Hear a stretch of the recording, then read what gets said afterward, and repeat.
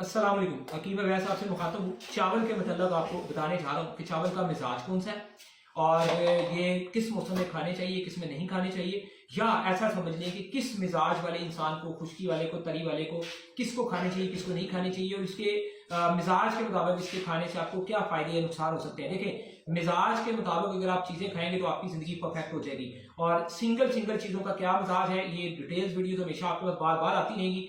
Like और इसको favourite list में डालेंगे तो इंशाल्लाह, या सेव शेयर करेंगे तो चीजें बार बार आपके सामने आती रहेगी। तो आए, चावल का जो मिजाज है वो बताता हूँ कि साबी जुलाती इतना सर्द है, ठीक है जी। और नवंबर दिसंबर का जो महीना है ये भी तरी सर्दी वाला है, यानी कि ना तो नवंबर दिसंबर के महीने में हरारत मिलती है और ना ही चावलों के अंदर हीट हरारत है, ठीक है, यानी कि इसमें हरारत नहीं होती। ये एसाबी मिजाज की यानी कि तरी इसके अंदर ज्यादा पाई जाती है, ठीक है जी। और गंदम के बाद ये खुर्दनी अजनास एक ऐसा है जो बहुत ज्यादा कसरत से खाया जाता है, तो इसकी पैदावार दूसरे दर्जे पर गंदम के बाद चावल की बहुत ज्यादा होती है। तो अब इसमें क्योंकि दिमाग व असाब में ये एक तेजी लेके आता है और जिगर व गदूद में तहलील पैदा करता है, ठीक है जी। और जिगर व गदूद के अंदर जो भी इंसानी जिस्म के अंदर सोजिशें होंगी, इन्फेक्शन होंगे, जिगर से रिलेटेड जो भी बीमारियां बढ़ रही होंगी उनको कम जरूर करता है, ये बाहर की तरफ अखराज करता है। लेकिन मिजाज को देखते हुए इखराज करेगा ना। एक बंदे का पहले ही मिजाज खुश्की वाला उजलाती है तो ठीक है, उसको जिगर को तहलील चाहिए ही नहीं है, तो अगर तहलील दे दी तो काम खराब हो जाएगा, ठीक है जी। और अच्छा, ये मैं आगे डिटेल। और कलब और उजलात के अंदर ये एक सुकून, एक सुस्ती पैदा करता है, ठीक है जी। और जिस्म के अंदर तरी को ये बढ़ाता है। लेकिन अब इसको किस किस शक्ल में, किसके रंग में खाना फायदेमंद है, मसलन सादा उबले हुए चावल की क्या कंडीशन है और मिर्च मसाले के साथ खाने की कंडीशन क्या है और किस तरीके से खाना चाहिए। आगे चलते हैं। चावल को मुख्तलिफ तरीकों से पकाकर इस्तेमाल करते हैं, इसलिए फाल व स्वाद में कदरे फर्क पाया जाता है। इस इस्तेमाल की वजह से इसमें फर्क आ जाता है। तो बेहतरीन तरीका भी आपको जिक्र करते हैं इसमें।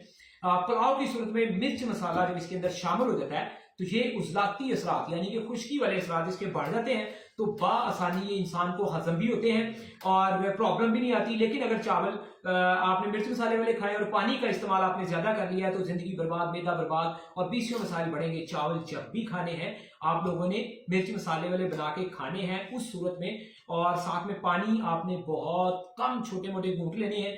बोतल नहीं पीने चाहिए। बगैर बदकिस्मती से कोई इंसान अगर गलती से बोतल पीना चाहता है या पीनी है तो उसमें थोड़ा थोड़ा नमक डाल के उसकी गैस को अच्छी तरह उड़ा के फिर पिएंगे तो मर्ज प्रॉब्लम नहीं पैदा होगी। अच्छा, दूसरे नंबर पे क्योंकि बोतलों का मिजाज भी उजलाती होता है, स्पेशली कोक वगैरह जो होती है काली बोतलें। अच्छा, दूसरी ये चीज है कि इसके साथ एक्स्ट्रा फिर दही रहता इस्तेमाल करके भी आप अपने लिए प्रॉब्लम्स बढ़ा देते हैं। तंदुरुस्त इंसान जैसे मर्जी खाए, हमें इतराज नहीं है। बहरहाल जो जितना सोच समझ के अच्छी तरीके से खाएगा, जैसे पुलाव स्पाइसी मिर्च मसाले वाला बना है तो खाली पुलाव खाएं। अब पुलाव खाने के चक्कर में साथ में दही लिया, उसमें खीरा डाला, प्याज डाला, खीरा ठंडा, प्याज गरम, दही सर्द खुश्क, तो सारे मिजाज मिक्स कर दिए तो हैजा होने की या बहुत सारी प्रॉब्लम्स बढ़ने की शिकायत होती है। पुलाव मतलब पुलाव, छोटे मोटे पानी के घूंट 2 घंटे तक कुछ ना ऊपर से खाएं पिए, कोई एक्स्ट्रा फल ना खाएं। दुआ में याद रखेंगे इंशाल्लाह। वीडियो को लाइक शेयर करें और आगे मैं ये मजीद इसकी डिटेल आपको बताता हूँ। अच्छा, उजलाती मिजाज बढ़ने से तो ये ठीक हो गए। फीके खाने से एसाबी असरात बढ़ते हैं। जो उबले चावल खाते हैं ना या दूध के साथ खाते हैं, ठीक है जी, या वैसे उबले चावल कोई 19-20 हल्की फुल्की नमक भी चुनी दाल डाल के खाते हैं, मतलब सफेद चावल खाने से आपके एसाबी असरात यानी कि तरी वाली कंडीशंस बढ़ती है। बाकी खैर पेचस या मरोड़ लगे हो तो उस सूरत में मुफीद है क्योंकि कब्ज करते हैं ना, चावल काबज होते हैं। तो बहुत सारे लोग जिनकी जिंदगी में कब्ज जान नहीं छोड़ी वो चावलों की जान छोड़ दे, बराए मेहरबानी। अच्छा, खाने तो स्पाइसी, लेकिन आगे चलते हैं। इसलिए ऐसे शख्स जिन्हें कब्ज और पेट में, जिन्हें बहुत ज्यादा कब्ज है और पेट के अंदर रिया यानी कि हवा की बहुत तकलीफ है, तो वो चावल नहीं खाना चाहिए, उनको बिल्कुल ना खाएं, ठीक है। ये कंडीशंस आपको बता दी। अच्छा, इसके अलावा बलगनी, खांसी किसी को लगी हुई है, दमा है, शुगर है, सिलसिल बोल है यानी कि बहुत ज्यादा यूरिन बार बार आ रहा है, नजला जुकाम है, तो ऐसे लोगों के लिए भी इंतहाई नुकसानदेह है। जैसे नवंबर दिसंबर के महीने में अगर कोई बच्चों ने चावल खा लिए, इसी तरह केला भी होता है, ठंडी चीजें जितनी भी खा ली कोई, तो वो नजले जुकाम बीमारियों में चले जाते हैं। तो वो इन सारी कंडीशंस में चावल से बचें क्योंकि ठंडा होता है, इसमें हीट नहीं होती।